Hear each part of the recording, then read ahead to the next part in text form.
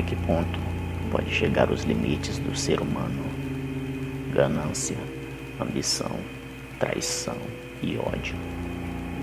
Sentimentos que transformam até o mais miserável dos homens em monstros. Se gosta desse tipo de conteúdo, deixe o seu like, se inscreva no canal, ative as notificações e entre sob o domínio do medo.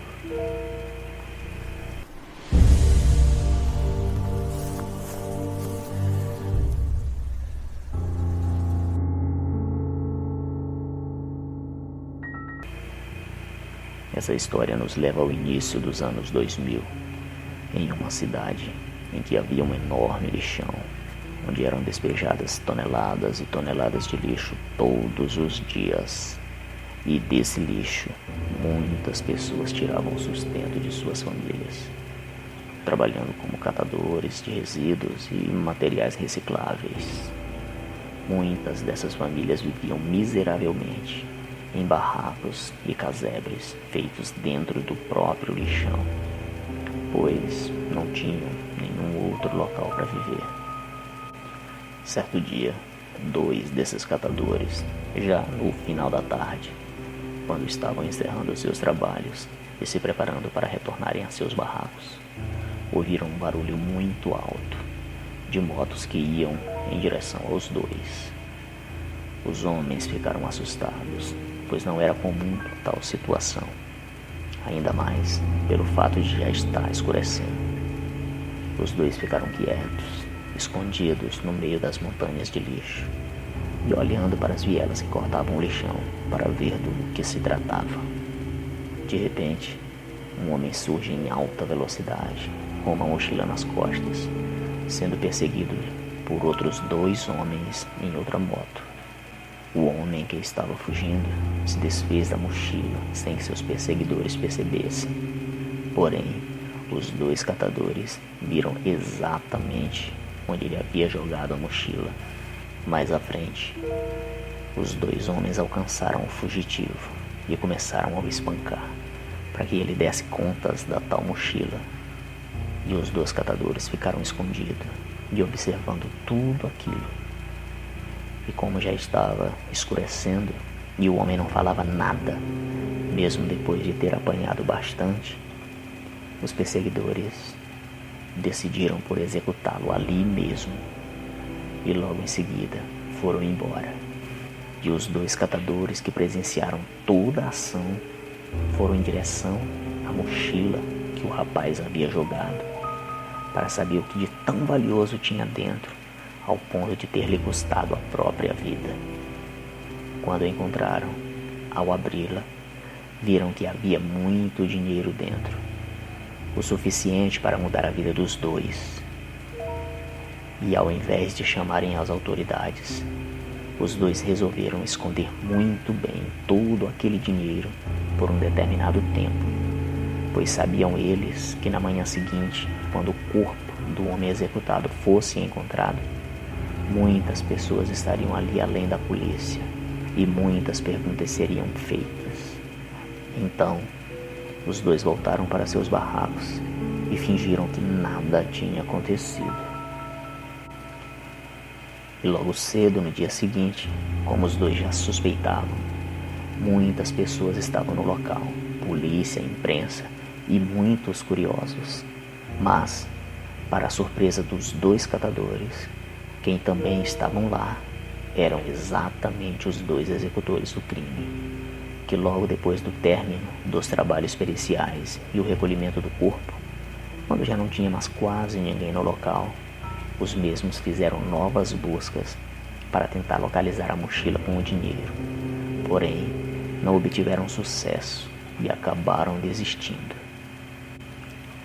Passados mais de 3 meses do caso, os 2 catadores, que se chamavam Sidney e Cristóvão, resolveram pegar a mochila, contar o dinheiro para poder dividirem e irem embora do lixão com suas famílias e mudarem suas vidas para sempre. Tudo parecia bem. O plano, o acordo e os sonhos dos 2 homens pareciam que finalmente iriam se concretizar. Porém, no ato da divisão do dinheiro, Sidney não se conteve de tanta ganância e acabou matando Cristóvão a golpes de faca para poder ficar com todo o dinheiro apenas para ele.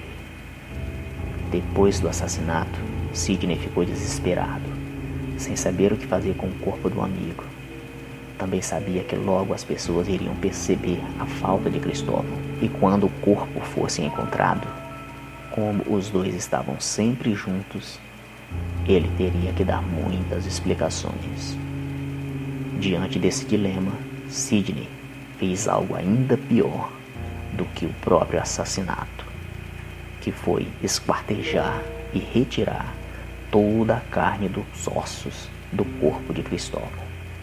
E logo em seguida, colocou fogo nas vísceras, cabeça e ossos, e a carne ele levou para o seu barraco, para que a esposa preparasse como se fosse uma carne qualquer. E assim ela o fez, porém não conseguiu comer, mesmo sem saber do que se tratava, e também não permitiu que os filhos comessem daquela carne misteriosa. No final, apenas Sidney comeu da carne humana do seu próprio amigo, e o pior de tudo é que ele havia adorado o sabor. Passado alguns dias do sumiço repentino e sem explicação de Cristóvão, Sidney resolveu ir com a família embora do lixão, mesmo sem dar nenhuma explicação para sua esposa e filhos, de como tinha conseguido condições para finalmente abandonarem aquela vida sofrida, e assim partiram rumo a uma nova vida bem longe do lixão. E ao chegarem na nova cidade, que não era tão grande como a que eles viviam, Sidney, mesmo com muito dinheiro, se fez de pobre e apenas alugou uma pequena casa para morarem por uns tempos.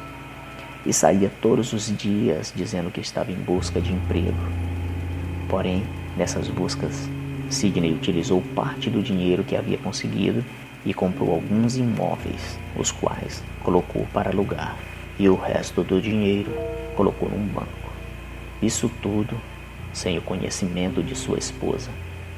E ao mesmo tempo que fazia essas coisas, Sidney conseguia um trabalho noturno como zelador em um hospital, o que explicava o salário no final do mês e também a compra da casa própria algum tempo depois. A esposa de Sidney, que se chamava Marli, estava muito feliz com tudo de bom que estava acontecendo com a família, pois tanto ela quanto os filhos e o próprio Sidney estavam vivendo muito bem, mesmo sem desconfiar de onde o marido tirava um salário suficiente para uma vida digna bem diferente daquela que tinham antigamente. Mas o que Marli não esperava era o inferno que ela iria atravessar futuramente. Isso porque no hospital em que Sidney trabalhava havia um incinerador que era utilizado para incinerar partes amputadas de corpos que eram atendidos naquele hospital. E um dia, ao ver uma perna humana sendo incinerada, Sidney acendeu um desejo em comer carne humana mais uma vez, e ficou com aquilo na cabeça, de como agiria para matar seu desejo macabro. Com o passar do tempo e se mostrando um funcionário exemplar, ele acabou ganhando a confiança de seus superiores dentro do hospital e se tornou o responsável por realizar as incinerações quando fossem necessárias. Trabalho esse que ele executava sempre nas madrugadas, sozinho, sem a presença de mais ninguém. E assim ele as fez, sempre executando um excelente trabalho. Porém, seu objetivo era outro: utilizar aquela ferramenta para incinerar os ossos de suas futuras vítimas. Com o plano arquitetado, Sidney esperou para que, quando fosse incinerar alguma coisa, colocá-lo em ação. E assim foi feito. Quando ele recebeu a notícia de que precisaria utilizar o incinerador mais uma vez, Sidney matou o outro zelador que trabalhava com ele nas madrugadas. E exatamente igual como já tinha feito no lixão, com o corpo do amigo Cristóvão, esquartejou e tirou toda a carne dos ossos. Logo em seguida, com o incinerador já aceso, incinerou as vísceras, cabeça e ossos do colega de trabalho, sem deixar nenhum vestígio. E a carne, dessa vez, ao invés de levá-la para casa, Sidney levou para uma das casas que ele havia comprado e que não estava alugada. Lá, ele mesmo preparou e matou seu desejo por comer carne humana mais uma vez. Como ninguém suspeitou de nada, Sidney, sempre que o desejo batia, ele executava seu plano com maestria. Só que agora, seu alvo eram garotas e garotos de programa, pois ele pedia sigilo total quando esses entravam escondidos pelos fundos do hospital, sempre nas madrugadas. Agora, Sidney abusava das vítimas antes de assassiná-las. Depois, incinerava os restos mortais e guardava a carne para comer em sua casa secreta. Isso já estava normal na vida de Sidney, pois de toda e qualquer investigação que era feita, nada apontava para o zelador, que seguia acima de qualquer suspeita. Porém, um dia, ao olhar a nova zeladora, que havia substituído o zelador antigo que Sidney tinha assassinado, ele ficou fascinado, tamanha beleza da moça. E logo, seu instinto canibal foi aguçado. E na primeira oportunidade que Sidney teve, atacou, matou a bela jovem e saciou seu famigerado desejo. Só que, dessa vez, para a surpresa de Sidney, aquela simples e linda zeladora também era noiva do jovem delegado da cidade, que se chamava André. E como ela era a segunda vítima a desaparecer sem deixar pistas dentro do hospital, André passou a seguir os passos de Sidney, que, muito confiante, pois já fazia aquilo há bastante tempo, nem percebeu que estava sendo vigiado. E em um dia, ao invés de ir para sua casa ficar junto com a família, Sidney foi justamente para a casa onde ele comia a carne de suas vítimas. O delegado André achou estranho, e quando Sidney saiu da tal casa, o delegado entrou e encontrou os restos da carne de sua noiva, porém não tinha certeza, e levou para que fossem realizados alguns testes, os quais comprovaram que realmente eram os restos da jovem. Com isso, o delegado prontamente foi à casa de Sidney e o prendeu. E na delegacia, ele confessou todas as barbaridades que havia cometido desde o início, quando ainda vivia no lixão, e lhe contou até mesmo sobre a vida secreta que levava escondido de sua esposa Marli. E assim, Sidney achou que seu fim seria a cadeia pelo resto da vida. Mas, quando o delegado André divulgou na imprensa que havia solucionado os mistérios dos desaparecimentos e a forma como eles aconteceram, a população da cidade se revoltou e quis fazer justiça com as próprias mãos. E partiu para invadir a delegacia antes que Sidney fosse levado para a penitenciária.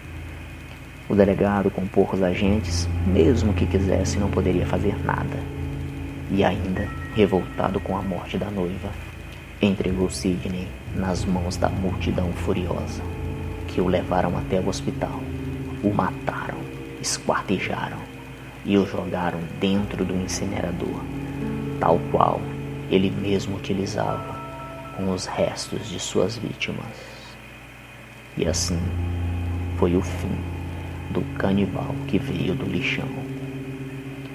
Após todo esse acontecimento, o delegado foi até a casa da esposa de Sidney, Marli, e pôde comprovar que ela não sabia de nada em relação ao monstro, que era o marido.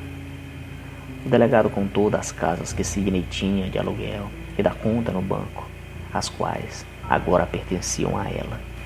O delegado, mesmo abalado por ter perdido a noiva naquelas condições, também pediu a Marli que ela nunca contasse essa história para os filhos dela, temendo ele que algum dia alguma daquelas crianças pudesse se tornar um monstro, assim como foi o pai delas.